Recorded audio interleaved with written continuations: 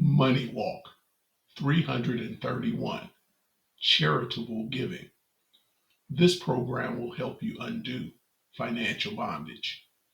Whenever humans establish charitable and benevolence programs, we must understand some applicants may get benefits who truly didn't qualify. Even discerning individuals in churches provide benefits to some who are not truly needy. We should not worry about the times these situations slip through our view. We should simply do our best to obtain background information, determine benefits eligibility, and have best practices that minimize fraudulent activities so we can help as many as we can who are truly in need. Once you find out a person is not qualified for help, cut off money and resources to him or her, and consider doing what's necessary and prudent to recapture anything taken fraudulently so you're a good steward of all the Lord entrusts to you. Let past failures and the few times people may have slipped through the cracks be lessons learned that help hone your individual and corporate benevolence processes and help you realize that in all things you must trust the Lord and expect His help in order to be truly generous instead of an enabler of wicked activities. Ask Him to help you use the right balance of intellectual ability and spiritual discernment. He created both to help you understand His ways and successfully walk through this life doing His will. Jesus Christ, the apostles, and ancient biblical patriarchs and matriarchs didn't live with the priority of being social service agencies. You don't find biblical accounts of them going about indiscriminately handing out money and resources to people many would consider needy. Their mission was to intimately know Father God and publish the gospel so others could also choose Jesus and thus have a home in heaven and be provided their need according to His riches in glory. Our spiritual ancestors' faithful actions, good works, are examples that help us know Christ better. They largely brought healing for afflictions, deliverance from bondage, and lifestyle examples by which many subsequent generations could be blessed.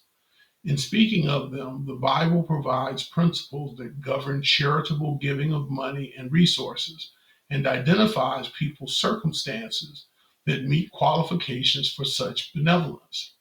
It aims those desiring benevolence at doing what is spiritually, physically, and mentally needful to help set themselves on the right course that contains everything necessary to meet their earthly and eternal need.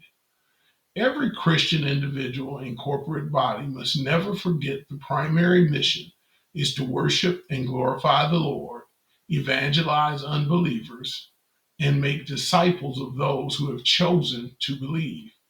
Refuse to get sidetracked by human and satanic agendas that would have you put your priority on providing social services instead of on gospel proclamation. For it profits people nothing to lose their souls, yet receive every earthly thing needed or desired.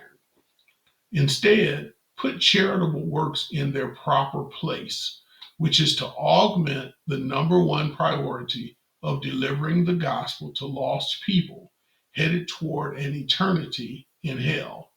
No matter people's income and asset levels on this earth, they're all the poor the Lord is seeking to reach. Necessary provision, blessing, and reward will flow into their lives, monetary and otherwise, after they come to Him by submitting their bodies as living sacrifices, obedient to His good stewardship instructions.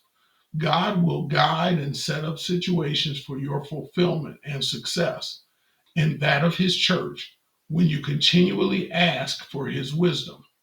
He will provide appropriate help, people, plans, projects, money, resources, etc., for the needy in every arena of life: family, neighborhood, business, church, governments, etc.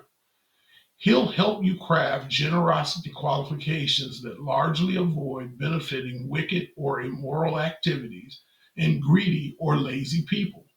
Also, he'll help you understand how much money and resources should be expended and time limits for providing such help.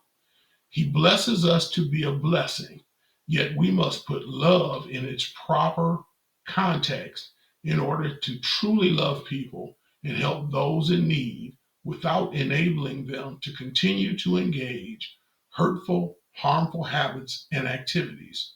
Certainly, we can give people a fish on which they can eat for a day. But more importantly, the Lord wants us to teach them how to fish so they can eat abundantly for a lifetime and throughout eternity. Please pray for this ministry and email questions to parlor@ameritech.net and share the links below with others who can use helpful financial and lifestyle insight.